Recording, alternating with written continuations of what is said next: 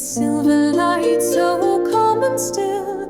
I sit and weave, my candles gleam, my heart adrift in a wistful dream.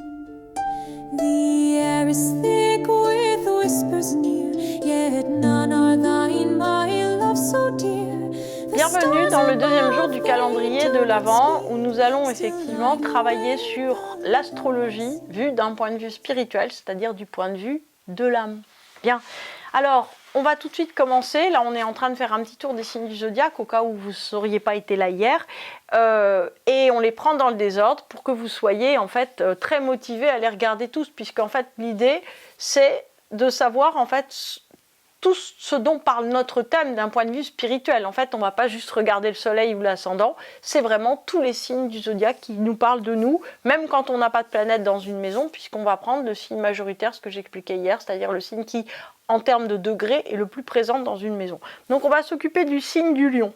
Alors qu'est-ce que veut la petite âme qui a un pôle lion très développé? Eh bien, pardi, elle veut sauver les autres en se sortant soi-même de l'illusion. Eh bien oui, parce que en fait, si vous voulez, il y a un lien qui est très très important entre le fait, j'allais dire, de s'engager à un certain moment au-delà de ses forces, par-dessus ses peurs, par-dessus son confort personnel, pour quelqu'un ou pour quelque chose. Vous voyez, souvent moi j'entends des gens qui disent à propos d'autres gens, ah machin, il a le complexe du sauveur, ha ha ha, vraiment, en gros qu'il aille se faire soigner. Moi au contraire, je suis très admirative des gens qui perdent leur confort, qui perdent leur stabilité intérieure, qui ne se facilitent pas la vie pour aller aider des gens.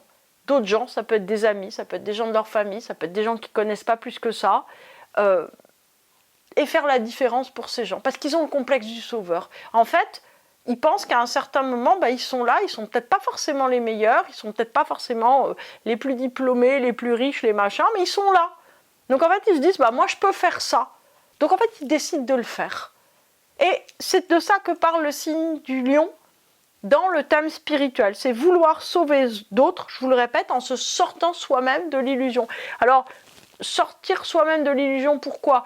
Parce que, en fait, au début, quand vous voulez sauver quelqu'un, peut-être vous le faites par ego. C'est-à-dire que vous vous dites, ou vous le faites parce que vous, par comparaison, parce que vous-même, vous avez vécu quelque chose d'un peu difficile et vous vous dites, c'est comme moi, donc je peux aider, par exemple, cette femme qui a des difficultés. Moi, j'ai connu des difficultés aussi, pareil, donc je peux l'aider. Ou bien cette maman qui a des difficultés avec son enfant. Moi aussi, j'ai connu des difficultés. En fait, vous vous prévalez de votre expérience pour vous dire, moi, je peux aider. Alors, c'est peut-être au début, c'est l'ego. À un certain moment, en fait, quand on veut vraiment aider, quand on s'engage, ça devient difficile. Donc, en fait, si on aide uniquement par ego, on ne va pas aider longtemps. Donc, à un moment, en fait, on quitte notre ego pour continuer d'aider. Et c'est là, en fait, que le truc devient très intéressant. Parce que, en fait, en voulant sauver d'autres personnes, on est obligé à un certain moment de s'abandonner soi-même. C'est-à-dire que c'est l'appel véritablement à la responsabilité pour les autres, l'engagement total pour le coup dans l'interdépendance. C'est-à-dire qu'à un certain moment, quand on a ce fameux complexe du sauveur, on se dit l'autre est beaucoup plus important que moi. En fait, moi, ok, voilà, très bien. Mais l'autre, en fait, c'est super important. Là, je suis fatiguée, machin, mais je fais quand même. Donc, le point qui est très important, c'est que la planète ou les maisons qui sont là vont montrer à un certain moment, du point de vue de l'âme, quel service désintéressé l'individu est venu faire sur Terre. C'est-à-dire qu'au début, effectivement, il y a un côté, l'être humain, il est un peu dans la gloire, dans la gloriole, avec son signe du lion, mais fondamentalement, ce signe du lion doit l'appeler à un service complètement désintéressé. C'est quoi un service désintéressé? Alors, l'idée, si vous voulez, vous vous rappelez peut-être le philosophe Kant, qui disait, globalement, il disait que ta main droite ne sache pas ce que fait ta main gauche. Vous voyez, c'est l'acte qui ne s'occupe pas de ses fruits.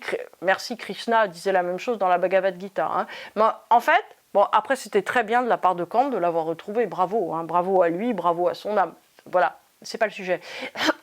Le sujet, si vous voulez, à un certain moment, c'est de comprendre que quand à un certain moment, on se met dans un service désintéressé, au fond, si vous voulez, on commence à accepter de recevoir quelque chose d'autre. C'est-à-dire qu'en fait, on fait un vide en nous, on ne s'occupe plus de nous. Et il se passe un truc magique, c'est que quand on ne s'occupe plus de nous, d'autres s'en occupent. Alors d'autres, ça peut être d'autres gens, mais ça peut être aussi, j'allais dire, tout un coup, si vous voulez, en fait, on trouve sa place dans le cosmos, même si on n'invoque pas, voyez, des petits anges ou des guides spirituels, etc. Tout simplement parce qu'on on ne s'occupe plus de soi, mais qu'on s'occupe des autres, on trouve notre place. Il n'y a pas besoin d'être croyant pour ça. L'important, en fait, c'est de se dire à un certain moment qu'on trouve notre place parce qu'on s'oublie. C'est ça que dit, en fait, le signe du lion. Donc, la question, c'est que c'est une compréhension de savoir que seul, si vous voulez, le pouvoir de l'entraide et du soutien mutuel aide et change la donne pour nous. Alors ça, en fait, c'est un secret que notre société a vraiment peine à voir, puisque notre société se dit qu'il faut commencer par soi, par être en paix avec soi, etc. Alors, c'est pas faux, hein, mais pour pouvoir, j'allais dire, donner quelque chose. Là, c'est faux, en fait. C'est-à-dire qu'en gros, si vous restez focalisé sur vous et si vous attendez d'aller bien pour commencer à faire quelque chose, ben moi, je vous le dis, dans 50 incarnations, mais même dans 50 millions d'incarnations, eh ben, vous n'aurez toujours pas commencé à avancer et à être en paix avec vous-même. Pourquoi ? Qu'est-ce qui aide, par exemple, dans le fait d'être parent ? Eh ben, dans le fait d'être parent, à un certain moment, on est crevé, on est mort, on est fatigué. Bah oui, mais il y a un petit truc de 50 cm qui a besoin de bouffer et qui va mourir, en fait, s'il ne mange pas. Donc, en fait, on se réveille. En fait, on fait quelque chose qui n'est plus pour nous.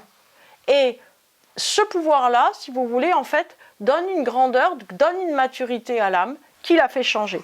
Donc, attention, évidemment, à ne pas se tromper de splendeur ni de lumière. Si on fait des choses intéressées, c'est pas parce qu'on est super ou incroyable. En fait, c'est juste parce qu'on a redécouvert notre dimension d'humain. Et qu'est-ce que c'est que fondamentalement, si vous voulez, une dimension d'humain ? C'est quelqu'un qui sait qu'il ne peut pas fonctionner seul, tout simplement. Alors, on va continuer notre petit tour dans le désordre, un des signes du zodiaque. Et puis, voilà, pour une fois, je vais le faire dans l'ordre. Donc, je vais vous parler de la Vierge. Donc, qu'est-ce que c'est que l'énergie Vierge ? Donc, l'énergie Vierge, en fait, elle revient mettre de l'ordre dans l'incarnation. La petite âme, si vous voulez, avec ce signe de la Vierge, elle essaye de remettre de l'ordre dans quoi ? Dans Gaïa, dans la planète Terre en entier, c'est-à-dire dans la totalité des mondes, hein, dans la totalité des mondes naturels, spirituels, animal, végétal, etc. En fait, elle a envie de mettre de l'ordre, c'est-à-dire une énergie d'échange, de tri, d'équilibre aussi, c'est un mot très important, d'harmonie que nous avons à accomplir à travers le monde d'objets qui nous entourent. Alors, en fait, si vous voulez, l'énergie vierge, elle a envie que tout soit employé, que tout soit à la juste place, qu'il n'y ait pas de perte, qu'il n'y ait pas d'excès, qu'il y ait de la douceur, qu'il y ait de l'équilibre. Donc toutes les petites planètes en vierge, elles sont là, si vous voulez, pour faire le travail du ver de terre, en fait. C'est-à-dire pour faire que tout soit à sa juste place, tout soit un bon engrais, que tous les livres que vous avez dans votre maison,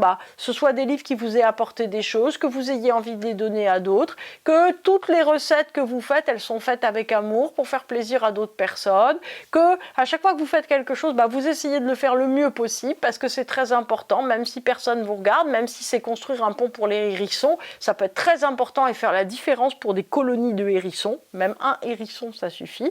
Donc en fait, c'est apprendre tout simplement que rien n'est anodin ou inutile à chaque fois qu'on fait un effort et qu'on fait un effort pour faire quelque chose au mieux et très très bien en fait dans notre vie. C'est-à-dire qu'à chaque fois d'une certaine manière qu'on donne tout son cœur, toute son attention, toute sa concentration pour faire quelque chose, en fait, on peut être sûr qu'on accomplit ce travail de transformation. Alors, comment on fait grandir un enfant ? Comment on fait obéir un chien ?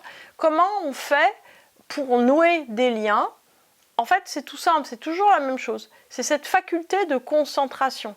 Qu'est-ce qui fait, en fait, par exemple, que vous avez un ami proche ? C'est qu'à un certain moment, vous lui donnez en fait une capacité, j'allais dire, d'attention extrêmement importante et que tout à coup, vous vous focalisez sur cette personne et que tout ce qu'il vous raconte, en fait, vous le prenez complètement à cœur. De même, si vous construisez un pont pour un hérisson, vous vous dites, mais est-ce que ça va pas être trop haut ? Est-ce qu'il va bien le trouver ? Est-ce que c'est bon pour lui ? Est-ce que ça le mène vers son terrier ? À chaque fois qu'on fait extrêmement attention à quelque chose, et qu'on essaye de le focaliser pour que ça aille dans la meilleure direction possible, on fait ce travail de la petite âme qui s'incarne dans le signe de la Vierge. Alors l'énergie de la Vierge, elle est rarement visible, car en fait, elle purifie en secret. C'est-à-dire que c'est une énergie qui prend sur elle constamment. Et là où elle est dans votre thème, en fait, vous devriez vous sentir en charge d'un environnement à purifier. C'est-à-dire que c'est ce que vous devez transformer complètement en fait dans votre vie. Avec toutes les planètes qui sont là, c'est ce que vous devez apprendre à transformer. Donc c'est le travail infiniment à refaire, de mettre en place les choses, de les réharmoniser. Tout ce que vous avez fait le lundi, il faudra le refaire le mardi, il faudra le refaire le mercredi. Si vous avez un ami pour la vie, c'est surtout un ami dont vous vous occupez tous les jours. Et c'est ça en fait, cette énergie vierge, c'est une énergie qui accepte le recommencement. C'est peut-être en fait, je me disais ça, l'énergie qui accepte le temps, qui accepte en fait, j'allais dire l'inanité et l'absurdité totale du temps, qui fait que chaque fois qu'on fait quelque chose, comme une vidéo par exemple, eh ben on doit en refaire une. Voyez, on fait un calendrier de l'Avent en 1900 et en 2025, on est tout le temps, toujours en train en fait d'en refaire un autre et un autre et un autre. Donc faites bien attention en fait à cette énergie et regardez dans votre thème ce que vous êtes en train de transformer encore et encore et encore, et installez-vous dans l'infinité du temps. Parce que vous voyez, très souvent, moi j'ai des gens en consultation qui me disent « Ah ah, c'est ma dernière incarnation ». Et moi je me dis « Mais comment ils savent ça? Comment ils savent ça que c'est leur dernière incarnation ?» Puis moi je les regarde, je me dis « C'est pas tout à fait fini là, hein, l'harmonie suprême, l'équilibre, etc. » En fait, je vais vous donner un critère très simple. Vous savez comment vous savez si c'est votre dernière incarnation? Eh bien, en fait, vous allez dans une morgue. Et là, en fait, vous tapez dans vos mains et vous dites « Vas-y, lève-toi !» Ça peut être Lazare, ou ça peut être Jean-Pierre, ou Jean-Paul, ou Jean-Luc, ou qui vous voulez. « Vas-y, lève-toi !» Est-ce que tu es capable de te lever et de marcher? Si vous arrivez à faire ça, pas une fois, seulement parce que ça peut être un coup de chance, hein, si c'est une fois. Si vous arrivez à faire ça plein de fois, ok, vous êtes peut-être en fin là d'incarnation sur Terre. Mais après, si vous voulez, si vous êtes vraiment capable de faire ça, d'abord, surtout, vous m'envoyez un mail, hein, voilà, vous n'hésitez pas, parce que là, je pense que je vais avoir envie de vous rencontrer. Si vous êtes capable de faire ça, eh bien, vous savez quoi? Vous n'aurez plus envie de parvenir. Parce qu'en fait, vous aurez envie d'aider tout le monde. Et c'est ça, en fait, le grand secret, vous voyez, des bodhisattvas qui sont très souvent capables. Il y a plein d'histoires, en fait, de lamas qui se sont réveillés d'entre les morts, donc c'était déjà assez impressionnant, voilà. Mais ils ont envie de revenir. Parce qu'en fait, ils ont compris cette loi d'interdépendance qui fait qu'on ne peut pas être tranquille, en fait, si l'un d'entre nous ne va pas bien. Alors, attention, avec l'énergie de la Vierge, à ne pas vous laisser embarquer dans les principes terrestres qu'on croit parfaits. C'est-à-dire que souvent, si vous voulez, le problème de la Vierge, c'est qu'elle essaye de discriminer, elle essaye de dire « Ah, mais ça c'est utile, ça c'est pas utile ». Tout est utile. En fait, quoi que vous fassiez bien, c'est utile. Ne pensez pas, en fait, qu'il y a des grandes choses et des petites choses. Rien de tel que de grandes ou de petites choses. Tout est important. D'ailleurs, c'est pour ça que la sagesse populaire dit les petits ruisseaux, et non pas les grands ruisseaux, font des petites rivières. Les petits ruisseaux font des grandes rivières. Je ne suis pas très forte, en fait, en proverbe. Sachez en tout cas que tout ce que vous faites bien, c'est quelque chose qui vous fait infiniment avancer et progresser. Progresser, ça veut dire quoi? Être heureux, tout simplement. À demain.